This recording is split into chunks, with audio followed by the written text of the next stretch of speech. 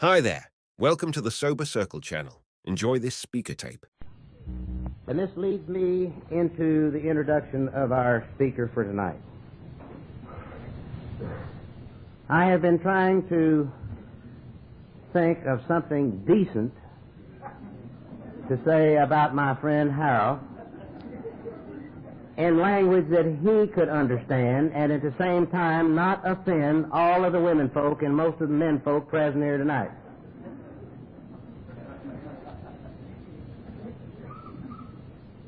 Shortly after I found you people, it was my pleasure, and it has turned into a wonderful relationship and a privilege to know Harold. I know him on a rather personal basis, I believe, and I love him just simply because I love him. I like and love his wife, his children, his grandchildren. And in our part of the country, the big guy is one hell of an AA. A tremendous fellow. I think that Harold has helped me as much as anyone in the Fellowship of Alcoholics Anonymous, because he has shown me that, as our book tells us, that you and the new man must walk day by day in the path of spiritual progress. And it is by Harold's walking with me, as he does with so many of our recovering alcoholics. His visitation, his counseling, his suggestions to those who are still out in the wilderness of active alcoholism is certainly an inspiration to so many of us. I've seen Harold grow. And it's a pleasure to see someone new as I am come into Alcoholics Anonymous and see what I just read. That we grow along spiritual lines. That progress, spiritual progress is our aim, not spiritual perfection. And it is certainly a pleasure for me and an extra dividend as a recovering alcoholic in Alcoholics Anonymous to introduce to you a wonderful AA, your friend, my friend, our friend, Harold W. from Midland, Texas. Harold?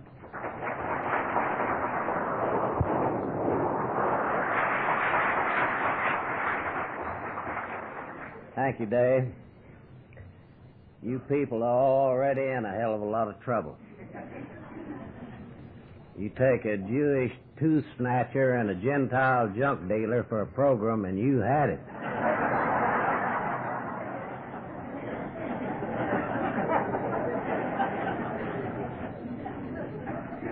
I'm real happy to be here. I appreciate the invitation to come to Tennessee. Tennessee has been awful good to the people in Texas. You sort of started us in this alcoholism business. You sent General Sam Houston over to save us from the Mexicans, and we've had the hell ever since. But we appreciate it very much. I never stand behind one of these contraptions that I don't think about a fellow's description of how he felt that I heard over in Brownwood a few years ago, because I always feel this way. I get all ready, you know. I go through these spiritual deep knee bends and push-ups and get ready for you, and then I get up here, and my hands get to sweating, and my knees get to shaking, my underwear bothers me, my dentures get loose, and I need to go to the bathroom so bad I'm about to faint. But I'll try to get on through it. I appreciate Dave's introduction very much. We've been close friends. I love the Jewish people. Their optimism. They're the only people in the world I know that cut something off before they ever know how long it's going to be.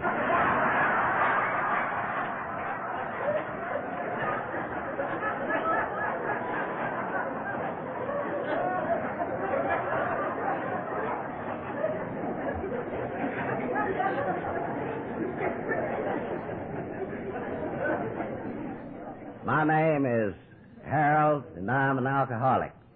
Hi, folks.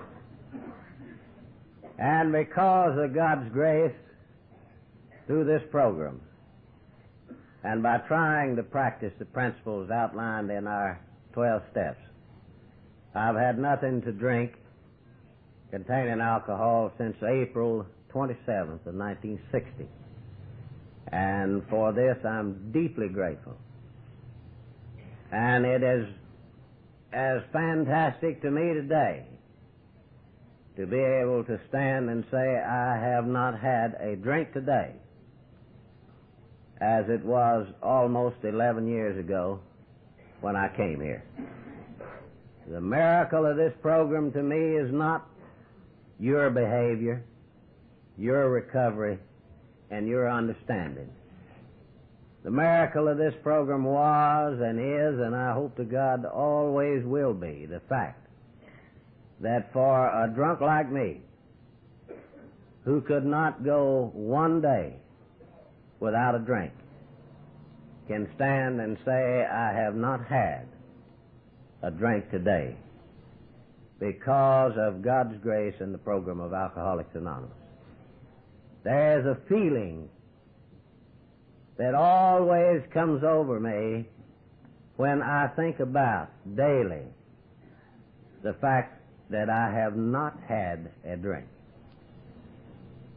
How this program works has as many facets as it has faces in it, I believe. And tonight I only talk about what has been my experience in the drinking, in the abstinence from drinking, and the life in the program of Alcoholics Anonymous. And there's nothing meant in the telling of it to be embarrassing to anyone in my family or among my friends. It's just the way it is with me today. My wife, by marriage, that's a little unusual today, is here with me. And she's been with me. My God, I worked harder to get that over with than I did anything else, but she's still here. Nearly 30 years in a month or so. And I'd like for her to stand. Doris, please.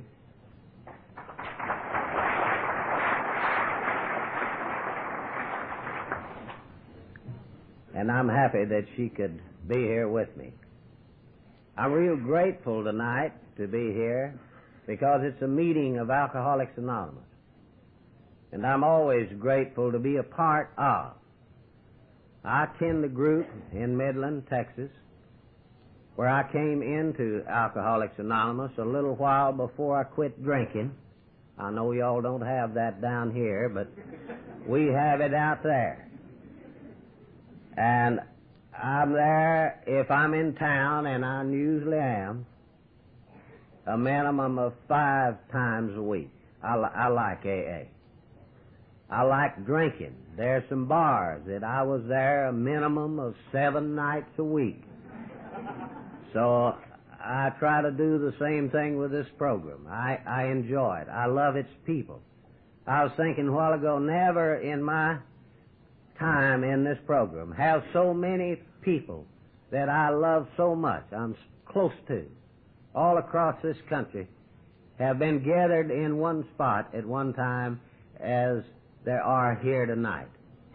Many, many of the people that have contributed hours and days and words and sharing of their experiences with me down through the years are here. And it's a wonderful thing for me. I did come to this program. The fellow who started out to be my sponsor and my wife became willing to go to any length to get me sober. And so they brung me. And as I've said many times, I enjoyed being in AA. It never entered my mind to become a part of it. But I liked what I heard, and I liked what I saw, and And one thing particularly appealed to me. There's lots of hugging and kissing in my country. And I've just come from some of that. And I thought this is going to be all right, you know. And I just got plumb bogged up in the hugging and kissing and got drunker than hell.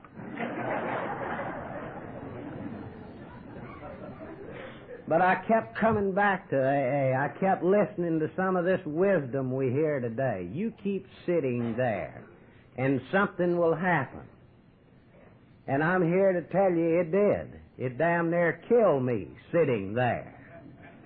'Cause I just couldn't get the hang of not drinking.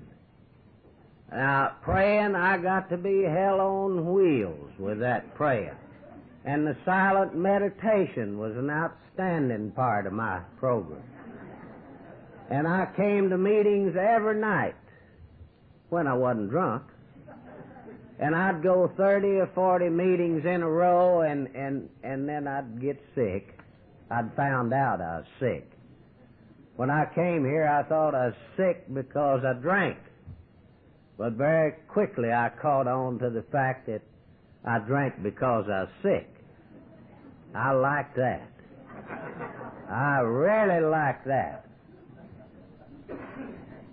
But I kept coming to AA between drunks, and we had some little celebrations out there because of my abstinence.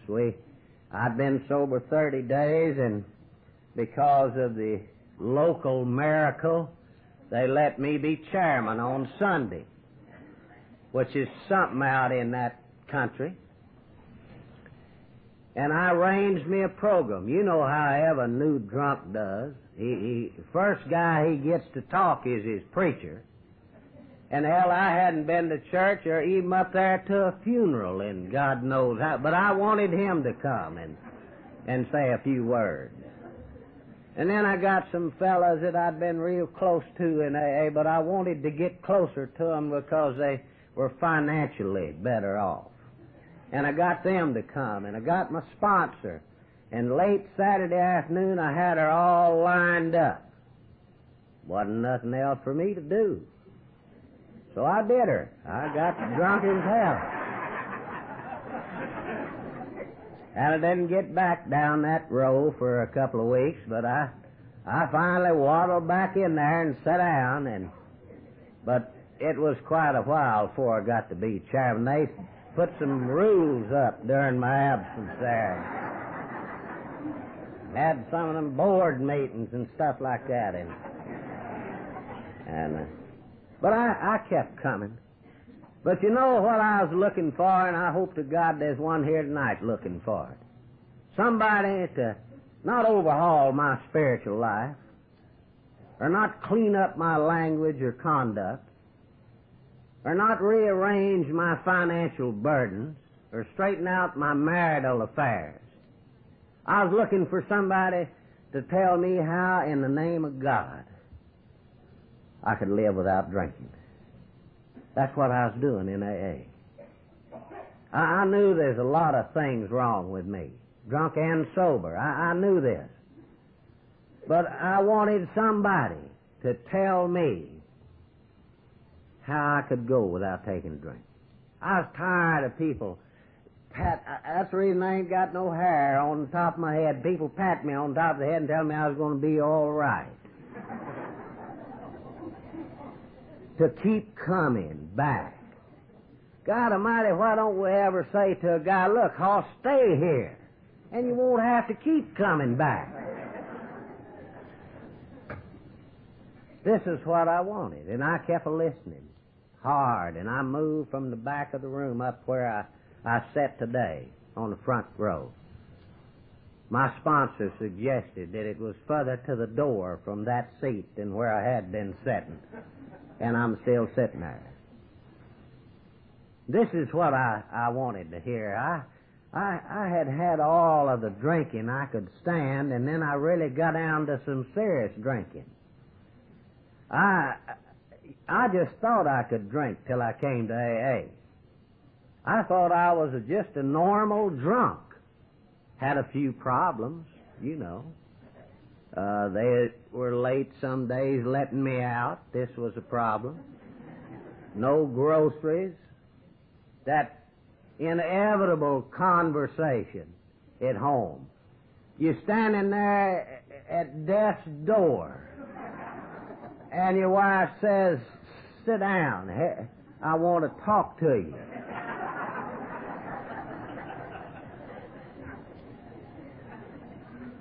And you sit down, you can't get out. Later on, I just lay down. And the questions that force us into this dishonesty. Where have you been? Nowhere.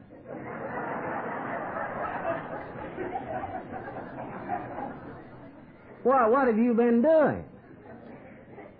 Now, ain't that something to ask a drunk? Standing there, just got through throwing up over both shoulders.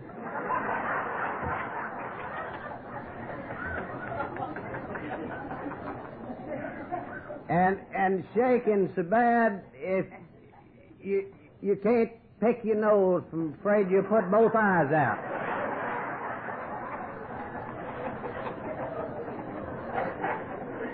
What have you been doing?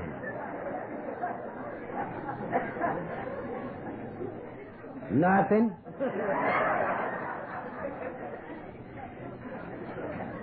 And that God-awful question. And you know what's coming? Have you been drinking?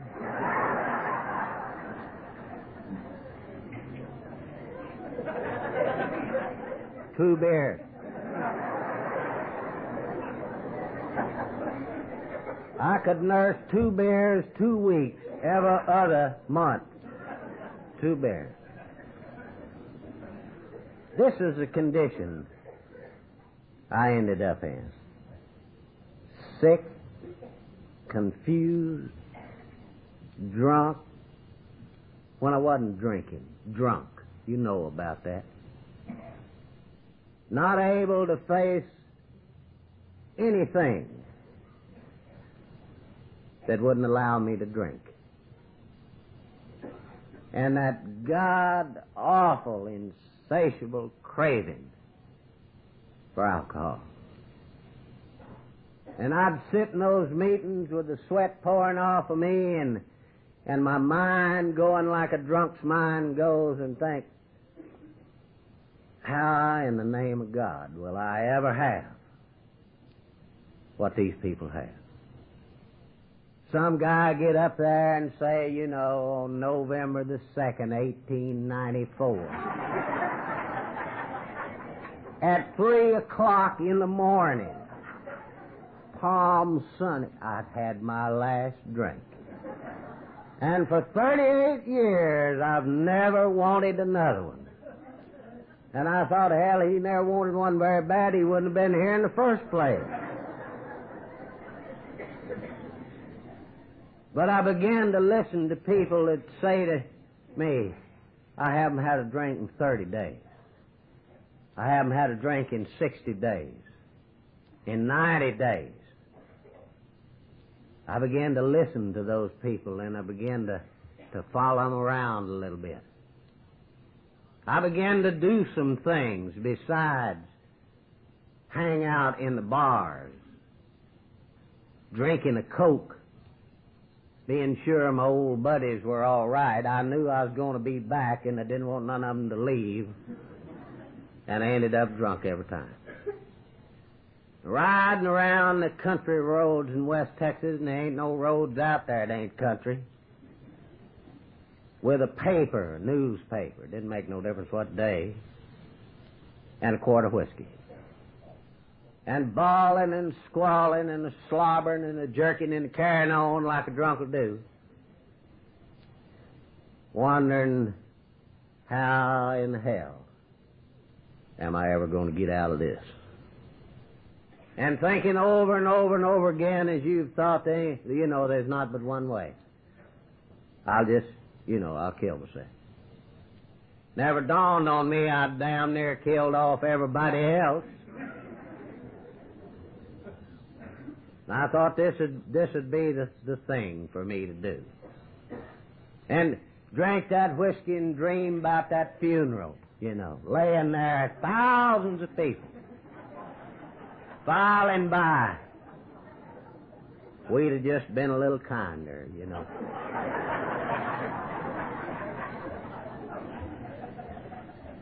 Yeah, I can hear the music, Yeah. Hear the preacher tell them big lies.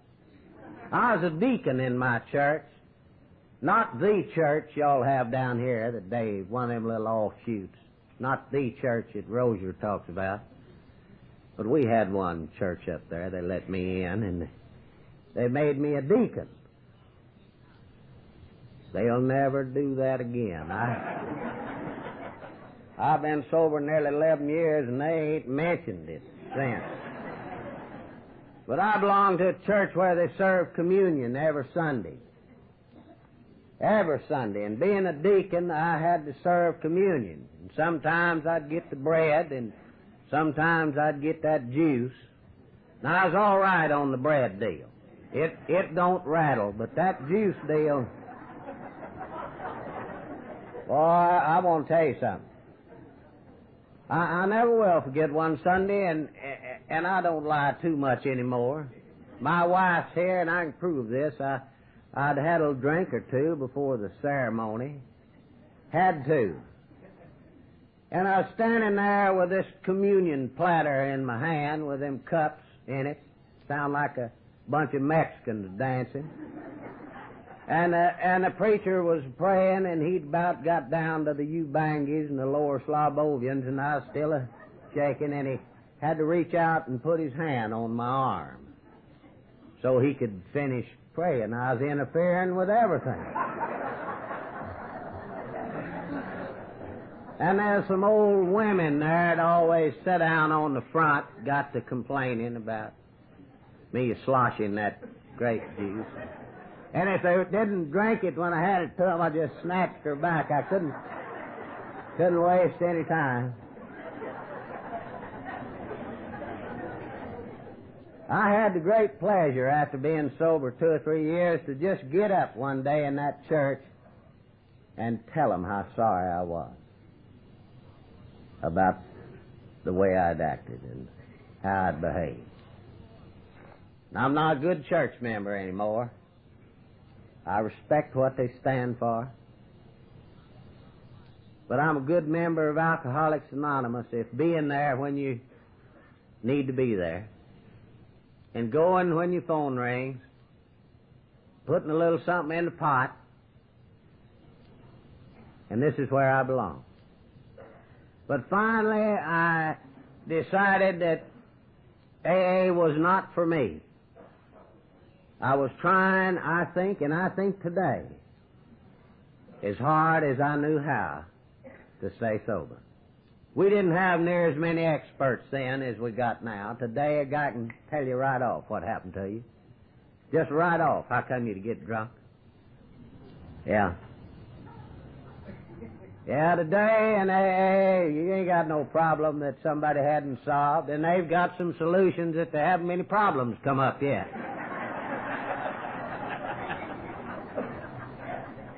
Yeah, the old boy been sober 17, 18 years, and he gets drunk, and the first guy behind the podium, he knows why he got drunk. I always wonder why in the hell you go tell him before he got drunk, you knew. And if you have a little trouble with your marriage, get her solved just like that in AA today. Marital problems, no problems at all in AA. We're curing cancer and arresting heart trouble and refinancing old debentures and curing up marriage. There's one guy I saw the other day got all 3 of his wives back.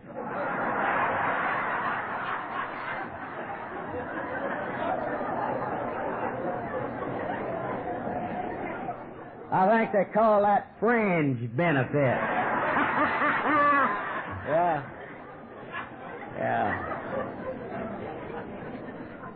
But I had decided that I might not be able to quit drinking.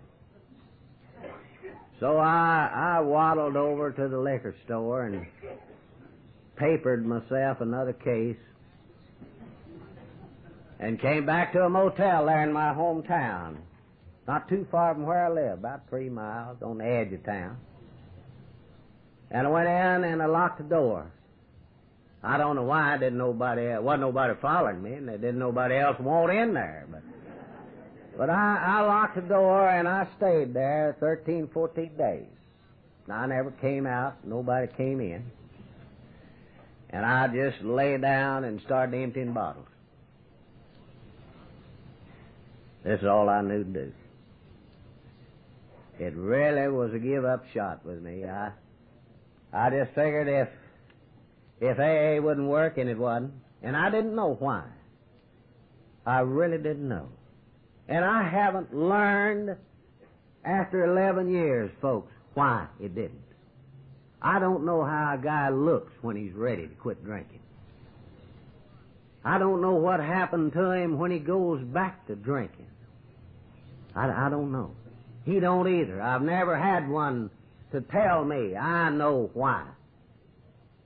I hear people say, well, they quit going to meetings. And then I see a guy that never missed a meeting, drunk in hell. He doesn't practice the principles. And I see a guy practice them hard as he knows how, and he's drunk as hell. I don't know. We had occasion recently in our country to have a fella who has been as much help to people in Alcoholics Anonymous as anybody I know. Never too busy to go. Never too busy to help. Never missed a meeting. Sober 17 years in this program, and just as drunk as if he never heard of it. One down south of us a few miles, 22 years without a drink, dedicated to the program of Alcoholics Anonymous and its people. Never missed a meeting, just as drunk as if he'd never heard of it. We might just have a disease, folks. And it might be just like the book says. No human power can relieve our alcoholism. It might be just that way. And I didn't know anything about any power other than human. And I could not stay sober. And the real futility of this disease, the day arrives and you know within your guts and your heart and your mind that you cannot drink. And just as strong, you cannot keep from drinking. This is the hell to me. When I knew I couldn't drink. And I also knew I could not keep from drinking. This was the day I went to the motel. And some 13 or 14 days later, I woke up one morning, 3 or 4 o'clock in the morning. I didn't know whether it's 3 or 4 o'clock in the morning or in the afternoon or late August or whenever the hell it was. But I got up to do the only thing I knew to do. I'd looked over in the corner and the television set was on. And it never made any difference whether it was or not. I saw my programs. But this time it was on, and there was just white stuff, you know, no picture. And I got up to go in the bathroom and get me a little branch water and have another drink. And I had my friend by the neck, and we went into the bathroom, and I set the bottle down and reached over and turned on the tap there, and I looked dead into the mirror. Something happened to me. Something happened to me. I saw a great many things for what seemed like 10 or 15 minutes. I know this is not so. I was sober, I believe. But the one thing that I knew was that I was all done. And it never entered my mind I could quit drinking. Never entered my mind that I could live without alcohol. I simply said, God help me. And I set the bottle down, and I walked out that door, and about 3 miles home. And I've never had another drink since. I don't know what happened, but I know the results of what happened. I have not had a drink. Not a drink. God, this is hard to believe. When you come here just battered and beat to death by a bottle of booze, that these people have not had a drink. I don't know nothing about the pellets and them funny marbles folks suck on and all that kind of stuff. I'm a drunk. Full-fledged 188 grain alky. That's me. If I'd ever found anything better than Jack Daniels whiskey, I'd have died. I'd have still been there grabbing on it. My hand is made for that bottle before it ever come out. So I don't know anything about drugs. I'm watching some people that thought they knew something about them. I'm watching some people get nervous with their sobriety. And they take them a little pop of that numbskull that comes in a pill form, and they get awful tranquil, peaceful. Book talks about spiritual intoxication. You see these people floating around in a, I haven't had a drink, you know.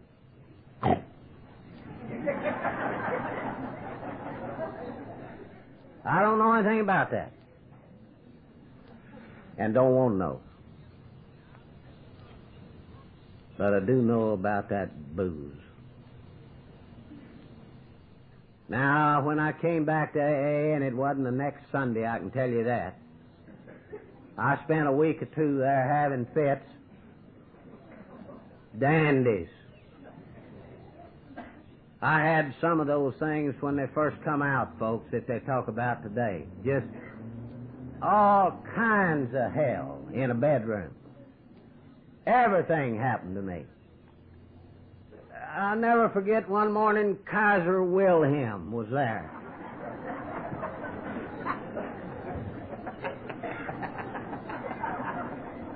Before they ever started that war. I had a hell of a time. But I knew deep down inside of me that I wasn't going to drink. I can't explain that to you. I just knew no matter how bad it got or how bad I hurt, I wasn't going to drink. And if I ever lived to get out of that bed and out of that back bedroom, nobody'd have to suggest to me a program of recovery. I'd get my big lard self to that AA meeting, and I'd stay there. And I've been there ever since. And the thing I like to talk about in this program, and I do like to talk about it, I'm kind of like a lady out in our country that the other day grabbed a policeman and stopped him there and said, I was coming through the park over here, and a fella grabbed me and he tore my clothes off and he threw me down and he hugged me and he kissed me and he raped me, and he said, when did this happen? And she said, in 1946. He said, hell, lady, I can't arrest somebody in 1971 for something that happened in 1946. Oh, she said, I don't want him arrested, but just every now and then I have to talk about it. And I'm kind of like this about this book and this program. Every now and then, like 6 or 7 nights a week, I got to talk about it. And what I think about it and what I say and what I see in it and what I share with you are just as it is with me. And whether you believe it or don't believe it or whether it's the same with you is of no importance. This is the way it is with me. And when I came back to AA, this fella handed me a book, still not too widely read, called Alcoholics Anonymous. It'll catch on one of these days. It'll catch on. We got a lot of other books now, you know. Dr. Yin Yang's writing one, and Slitbag, and some of them others. But Alcoholics Anonymous is contained in a big book, whether we like it or not. It's not in the president of the group's head, or the steering committee, or the area assembly. It's in a book. And I deeply believe this. Because I have found nothing today that doesn't make my life easier to live and my relationship with you better by practicing the principles contained in this book. And I think if we stay with the book, we don't have to go farther. We'll get farther. We don't have to learn more about. We'll simply enjoy where we are. And to share this with other alcoholics is the purpose of our life in this program. And I share with you some things contained in this book that mean a great deal to me. The foreword of our book says to us simply what we are. And this is acceptable to me. That we in Alcoholics Anonymous are many thousands of men and women who have recovered from a seemingly hopeless state of mind and body. And that was me. A hopeless state of mind and body. I could not drink, and I could not keep from drinking. I know of nothing more hopeless. And to show other alcoholics precisely how we recovered is what this book is all about. And that we hope for them these pages will be authentic enough. No further authentication is necessary. No further authentication is necessary. That everything in this book, I choose to believe this, is what it means. Contained in this book is everything necessary for the drunk like me to live without drinking. I've found this to be true. And in Bill's story we read simply a story of the hell that I went through. Much more dramatic and worse in some instances and not nearly as bad in others. But the identification, I could see the hopeless, helpless position of another human being. And when he said to us from these pages, and I think he continues to say to us, that it was only a matter of being willing to believe in a power greater than ourselves. Nothing else was required to make our beginning. I deeply believe this. I didn't know what this was. It was explained to me very simple. What is a power greater than myself? And a little bitty cowboy, not near smart as me, who had been sober, I thought at that time accidentally, for 14 or 15 years, said it's real simple. One sober drunk is more powerful than any drunk. Almost too simple. Almost too simple. But I hung on to that. And he had me read this doctor's opinion about this disease. He didn't say go to the local skull jockey and smooth out all these other problems, or go down to the marriage counselor and work out Darcy's problems, or go to the bank and straighten that out. He said, look what a man who spent his lifetime observing and treated us concludes about our illness. And he pointed out to me that our ideals must be well grounded in a power greater than ourselves. if we are to recreate our lives. That unless we undergo a psychic change of major proportions, it's hopeless. That unless the mind and the body, with a power greater than ourselves help, can change this attitude, we're doomed. He didn't say maybe. He didn't say maybe. He said we're doomed. And I had a speaking acquaintance with doom. I knew about it. I walked in this program 5 years sober, looking behind me.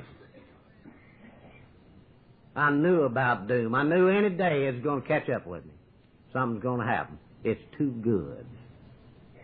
I think only the alcoholic knows how good the good really is, because of how bad the bad really was.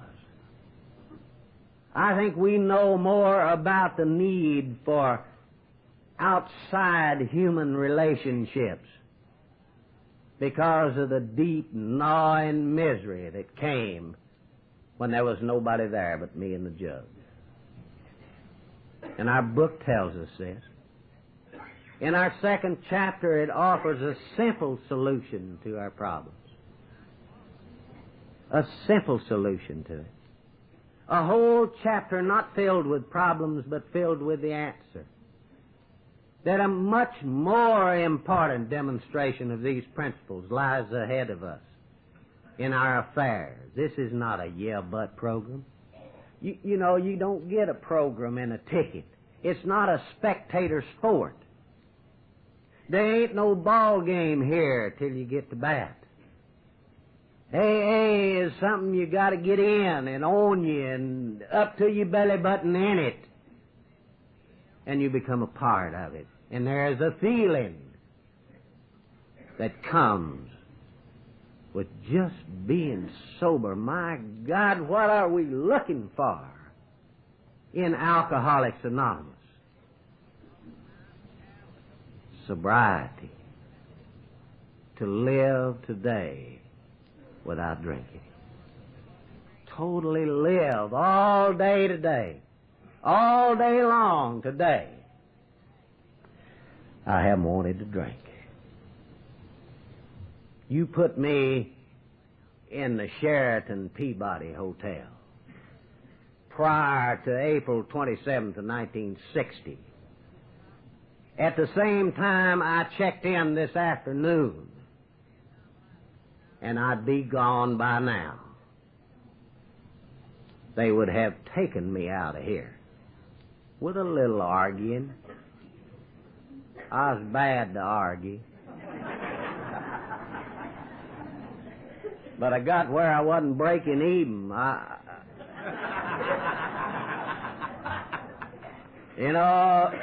This win a few and lose a few ain't too bad, but none of mine is getting rained out.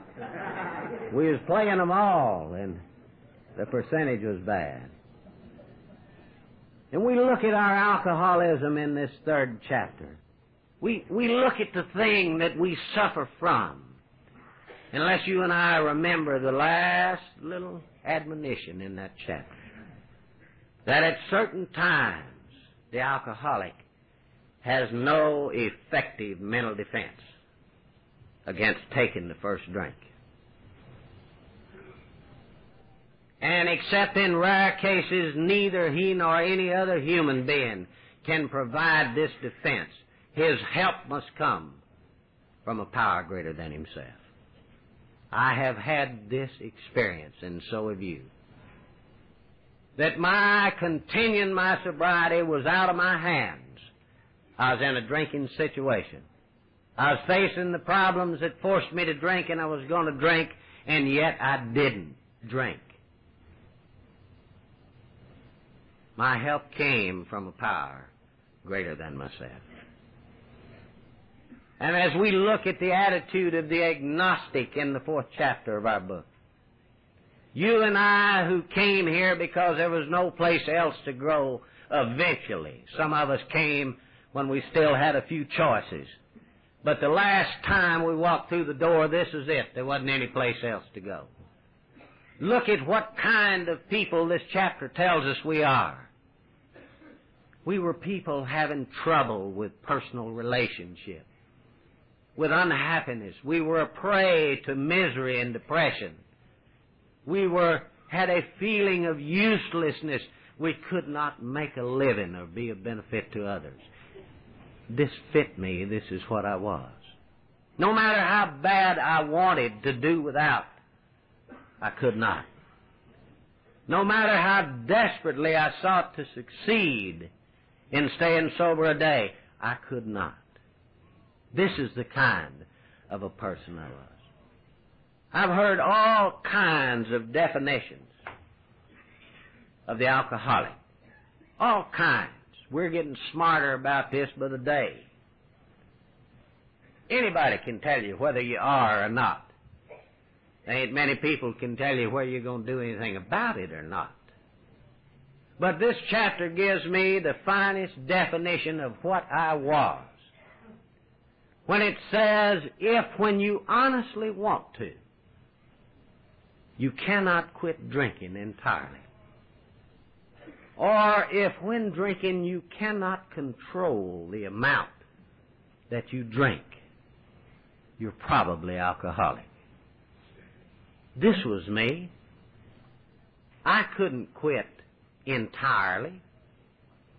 It never entered my mind to control the amount. Shortages developed, but I had no control over it. I damn sure would have cured up running out, but I didn't know how. But isn't this a definition of the alcohol? I know that we suffer from a obsession of this or a pain here and coupled with that. I know that, and it's great if you ain't got it. But I got it. You know, I know one thing about alcoholism. I got one of them king-sized doses of it. That's all I know about it. And if you come up with anything else, I want to listen to it. Most of us can pinpoint the day we became alcoholic. But isn't it amazing you have to be sober to do this? Isn't it amazing you have to go to a little old simple program with a bunch of dumbbells, repeating the Lord's Prayer and saying the Serenity prayer and laughing and scratching and carrying on? And isn't that amazing? And the people who have the most trouble here is the smartest guy here. Hell, Alcoholics Anonymous is so simple. You need to be like I was. You know, I couldn't walk and chew gum at the same time when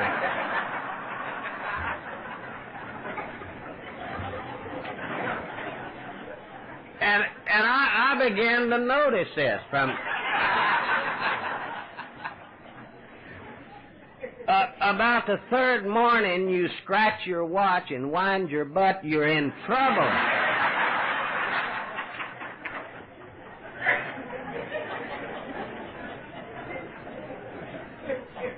And this is the condition. I hear people talk about alcoholics are exceptionally talented people.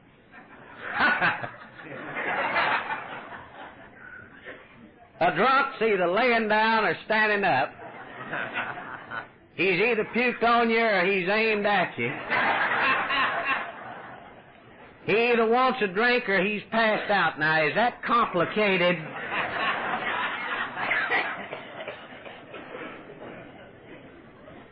And back in this 4th chapter, it says a great thing to me. What is this but a miracle of healing? What is it, folks? This is from the words of the book. What is this but a miracle of healing? What is it today that allows me to stand here without a drink?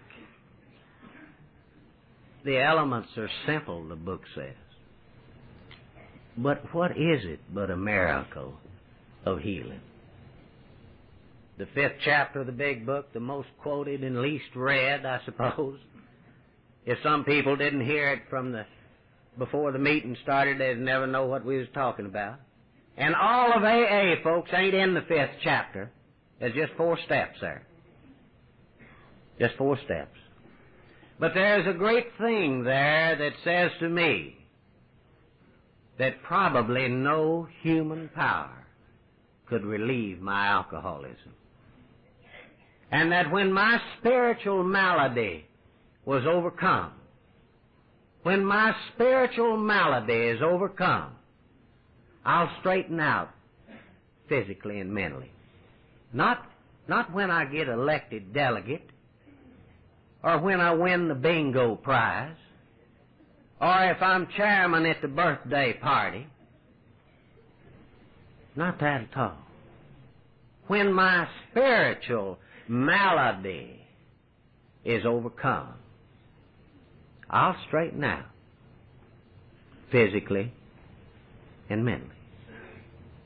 I deeply believe this. Every affair of my life that I've failed to practice this principle in has ended up in the same mess it did while I was drinking. The spiritual malady wasn't straightened out.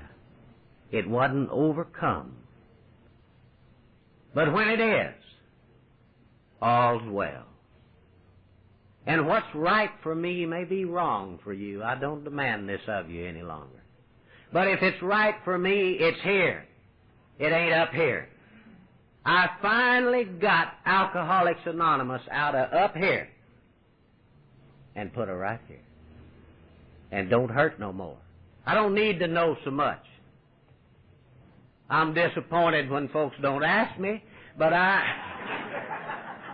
don't need to know so much anymore. AA is not here now, it's here. And I can live in a manner acceptable to myself. And I hope it's all right with you, but it's not necessary anymore that it be. I can live and let you live. You can run up the wall backwards and I'll be sitting there when you come down. You can go and get drunk as you want to and talk about the fun, and I'll try to be there the night you get in. You can live as you want to. I'll let you. My spiritual malady is in better shape than it used to be. I couldn't solve it academically. I had to do some things. Not on my terms, but on the terms of Alcoholics Anonymous. The 6th chapter of the book tells me that what I have here is a daily reprieve. Just a daily reprieve. Contingent on the maintenance of, once again, my spiritual condition, not my physical well-being. Hell, there's a guy sitting out there and I'm looking at him. He's been dead 9 times, and pretty quick now he's going to celebrate 25 years of sobriety over in Shreveport, Louisiana. You couldn't kill the sumbitch with a hammer. 25 years in this program, and God love him. He's got a daily reprieve contingent on the maintenance of his spiritual condition. He ain't accidentally sober 25 years. You don't get accidentally sober 25 minutes if you were a drunk like me. But this is what our book says. Our 7th chapter is devoted to working with others. And it's going to catch on too, folks. It's going to catch on. If you want what we have, come on in here. God almighty, ain't you glad that Bill W. didn't feel this way? Ain't you glad that Dr. Bob didn't say if they want it, they'll call us? And we run around saying my name's Henry H. and Joe P. and Lulabelle Z. How in the hell is anybody going to ever get a hold of you?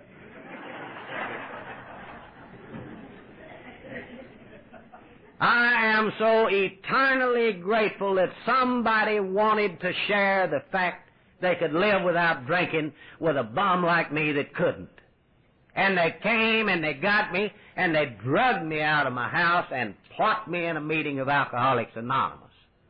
I didn't call them up and say, I'm planning on dropping by. Would you reserve me a chair? My God. You and I are here tonight and alive because 100 bums like us told us about it, wrote us about it, and continued to do the thing that our book says, the surest immunity we know of from drinking is intensive work with other alcoholics. The surest immunity. I can't stay sober because I haven't taken my fourth step. And he ain't even spoke to the drunk sitting by him for 6 months. The surest immunity we know of from drinking is intensive work with other alcoholics. I do 12-step work walking down the streets of my hometown sober. God Almighty. You're going to be walking around there and that halo's going to fall over you and some drunk will run over you and kill you dead as a damn hammer.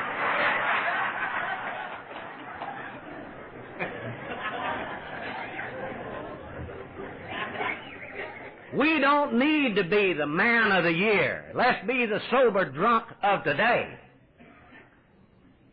and share this with one not so fortunate as us. That's what our program's about. You hear a guy get up and say, everything I've got in the world I owe to Alcoholics Anonymous. You say, Pete, we need $5 for dinner Sunday. Oh, Christ, you know how the market is. And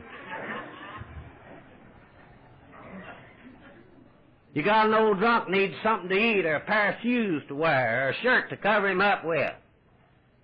And you go to that guy that everything in the world he has. And he'll slam that Cadillac door on your fingers if you ain't careful.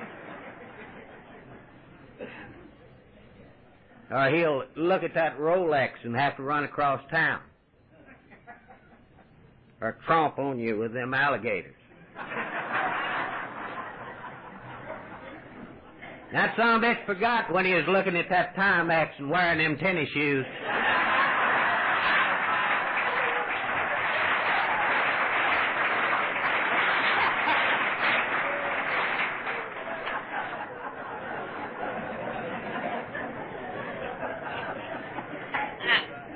Thank God there were people like you.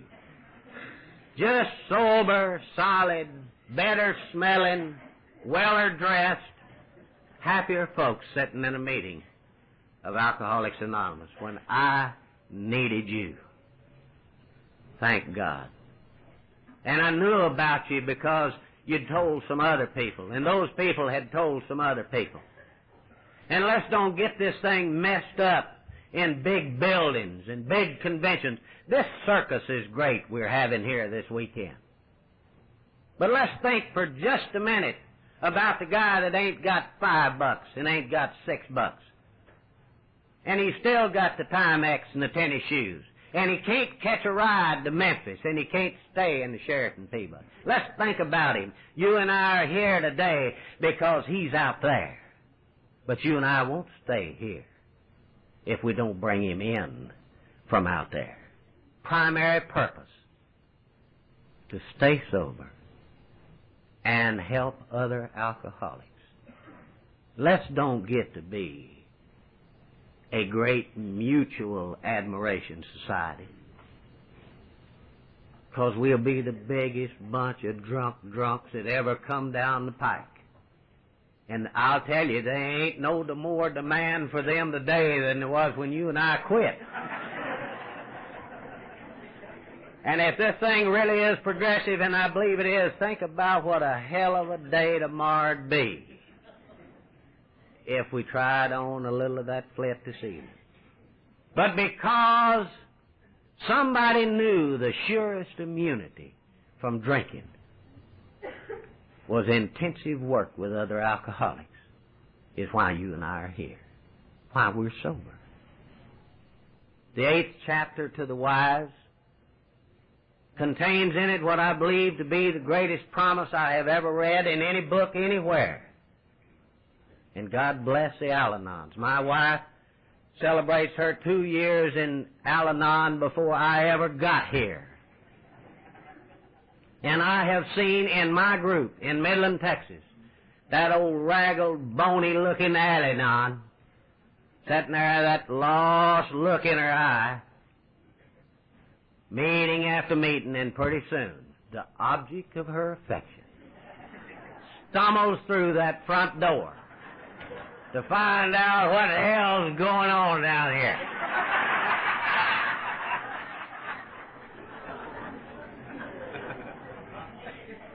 God bless them. I've seen it happen in my group. I've seen kids come to the Alateen, and pretty soon, guess what? Ma and Pa, in all their splendor, smelling like a gut wagon, looking like a refugee from a rag factory, walk in to see what we're doing to their children. And they stay, and they get sober. God bless them. God really has blessed us with that individual who lived with me. How it happened is another miracle I don't know anything about. But in that 8th chapter is an answer that I forever use for me. When they say to that Al-Anon, there is no situation too difficult or no unhappiness too great to be overcome. How about that? Think about that. No situation too difficult. No unhappiness too great to be overcome. The 9th chapter for us, the family afterward. This is where we get the spiritual intoxication, the drunk who's sober. And why ain't you? You know.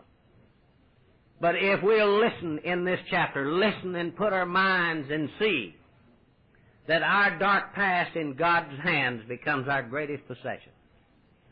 That we grow by recognizing and rectifying our errors and converting them into assets. And that the spiritual mode of living is the way we need to go.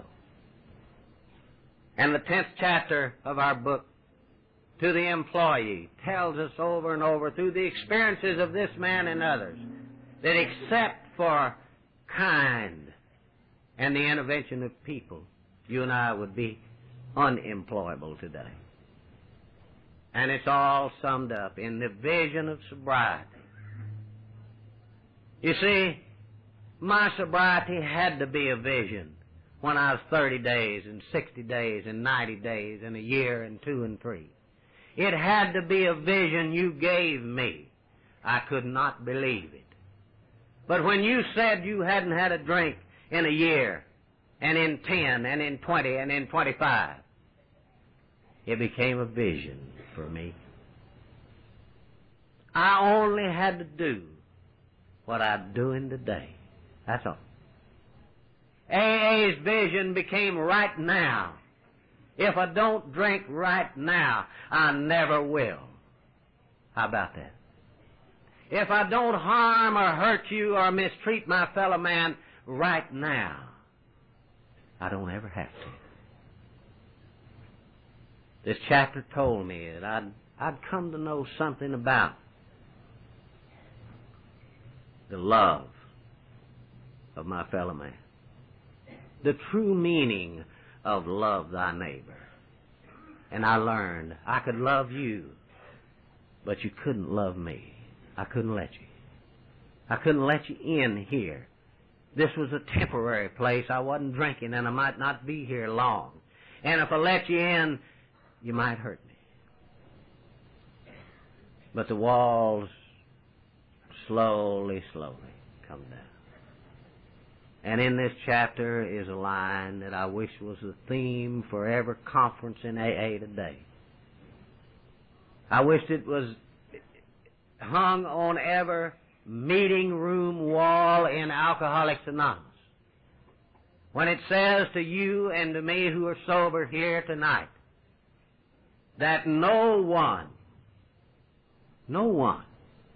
has sunk so low or is too discredited to be welcome here.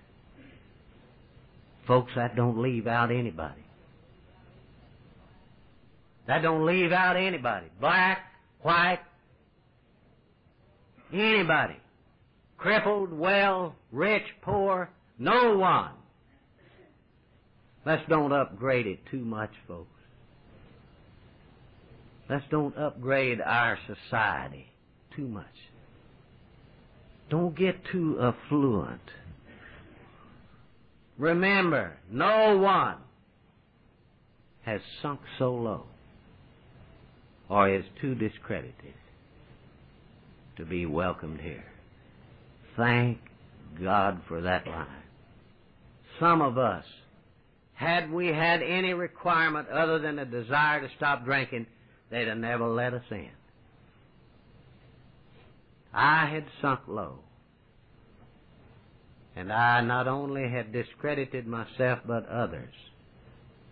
And yet I was welcomed here. Eternally grateful for this. Some time ago, a few years or so, riding across the Cummins state of Arkansas, a little thing went through my mind, and I share it with you here. And it expresses to me what I want to feel about this program and my relationship with you. Because I know today my relationship with the God of my understanding will never at any time be any different than my relationship with you. I can't love God and yeah, but you. I just can't get there, folks. I spent 41 years doing it my way, and almost 11 your way. I gave up everything I had in the world to stay drunk. I just made the same trade. I'll give up everything I got in the world to stay sober. And this little thing explains this to me. And I share it with you that we thank Thee, God, our Father, and above all our friend, for lifting us up out of the life we're in, for standing me up and letting me know that life's never over until He lets us go. For this program and this fellowship and this love for each other. For the book and the concern for another. Our thanks we offer, but in deep gratitude I pray for this gift of life, ours for today. God bless you.